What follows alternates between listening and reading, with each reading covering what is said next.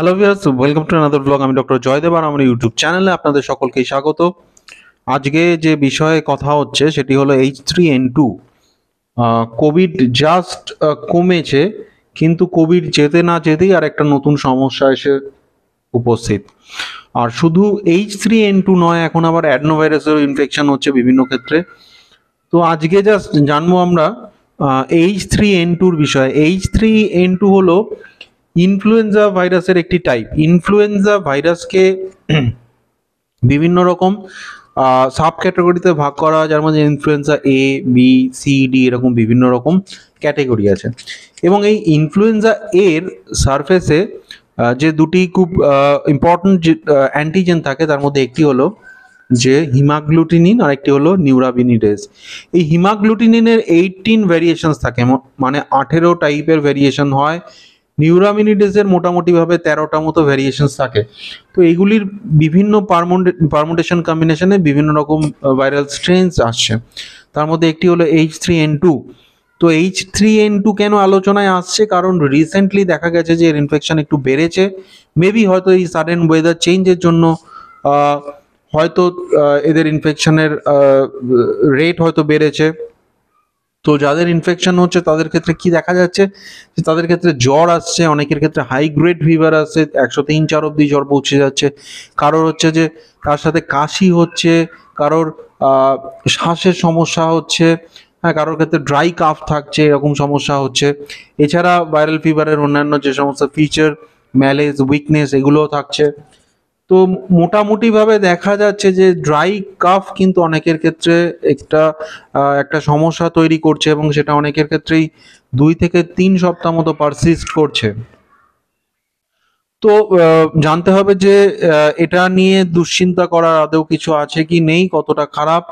Second হচ্ছে কাদের ক্ষেত্রে বিশেষ সাবধানতা নিতে হবে, প্রিভেনশনের জন্য আমাদের কি কি করা উচিত। তো প্রথমে দেখে নিই যে কতটা এটা ক্ষতিকর হতে পারে।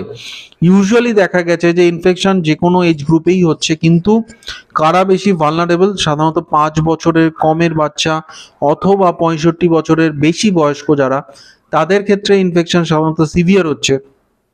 বাকি এজ গ্রুপেও ইনফেকশন কম বেশি হচ্ছে, কিন্তু ইউজুয়ালি তাদের ক্ষেত্রে হচ্ছে না। কাদের ক্ষেত্রে হচ্ছে? আর এছাড়াও যাদের ক্ষেত্রে কোনো কোমরবিড কন্ডিশনস আছে, যাদের হার্টের কোনো ক্রনিক ডিজিজ আছে, কিডনির ক্রনিক ডিজিজ আছে, অথবা যারা ক্যান্সারের পেশেন্ট, তাদের ক্ষেত্রে অনেক ক্ষেত্রে কিন্তু এটা সিভিয়ার হচ্ছে। তো সেই জন্যই যাদের কোনো রকম কোমরবিডিটিস নেই, যাদের বয়স 5-এর কম নয়, 65-র বেশি নয়, তাদের ক্ষেত্রে ইউজুয়ালি এতটা সমস্যা তৈরি করছে না। কিন্তু 5-এর কম বাচ্চাদের ক্ষেত্রে, 65-র বেশি বয়স্ক যারা, তাদের ক্ষেত্রে, সিনিয়র সিটিজেনদের ক্ষেত্রে, এবং যাদের কোনো ক্রনিক কোমরবিড কন্ডিশন, ক্যান্সারের patient, chronic kidney disease, chronic heart ডিজিজের পেশেন্ট, তাদের ক্ষেত্রে কিন্তু এই ডিজিজটি সমস্যা তৈরি করছে। তো তাদের জন্য এক্সট্রা প্রিকশনস নেওয়া প্রয়োজন। এবার প্রশ্ন হচ্ছে যে কিভাবে প্রিভেন্ট করা যাবে, প্রিভেনশন কিভাবে এটার হাত থেকে রক্ষা পাওয়া যায়। তো এটার যে প্রিকশনস যেগুলি আছে সেগুলি খুব একটা আলাদা নয় কোভিডের থেকে। কোভিডের ক্ষেত্রে আমরা যে সমস্ত প্রিকশনস নিয়েছি সেগুলি এক্ষেত্রেও ফলো করতে হবে আমাদের। তার মধ্যে রেসপিরেটরি এটিকেট মেনটেন করা, মাস্ক পরা, হ্যান্ড হাইজিন মেনটেন করা, হ্যান্ড ওয়াশিং প্রপারলি করতে হবে, হ্যান্ড স্যানিটাইজার ইউজ করতে হবে, সোশ্যাল ডিস্টেন্সিং মেনটেন করতে হবে। তো এগুলি আমরা ইউজুয়ালি করতে পারি যে কোনো রকমের রেসপিরেটরি ইনফেকশন প্রিভেন্ট করার জন্য এইগুলি করা হয়ে থাকে। তো এই ধরনের যে সমস্ত প্রিকশনারি মেজার্স যেগুলি আছে সেগুলি আমাদের নিতে হবে। তার সাথে যাদের কোনো ক্রনিক হার্টের, কিডনির সমস্যা, যারা ক্যান্সারের পেশেন্ট, যারা কোনো রকম ইমিউনো সাপ্রেসিভ মেডিকেশন নেন, অর্থাৎ যেরকম কারোর অর্গান ট্রান্সপ্লান্টের পরে কিছু ইমিউনো সাপ্রেসিভ মেডিকেশনস দেওয়া হয়, তো তাদের ক্ষেত্রে কি হয় যে ইমিউন সিস্টেম উইক হয়ে থাকে। তো সেই সমস্ত ক্ষেত্রে কি হবে, এক্সট্রা প্রিকশন নিতে হবে।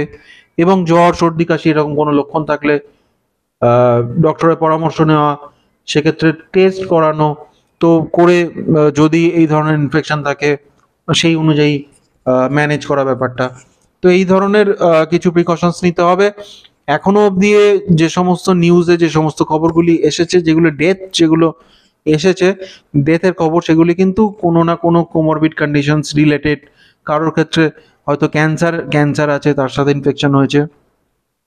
তো সেটাই আর কি, যে বিভিন্ন রকম কোমরবিড কন্ডিশনস যারা আছে ম্যাক্সিমাম ক্ষেত্রে ডেথগুলি হয়েছে। কিন্তু সেটা হলেও মানে এমন নয় যে কারোর যদি কোনো কোমরবিড কন্ডিশনস না থাকে তার মানে সে সম্পূর্ণ সেফ, এরকম নয়।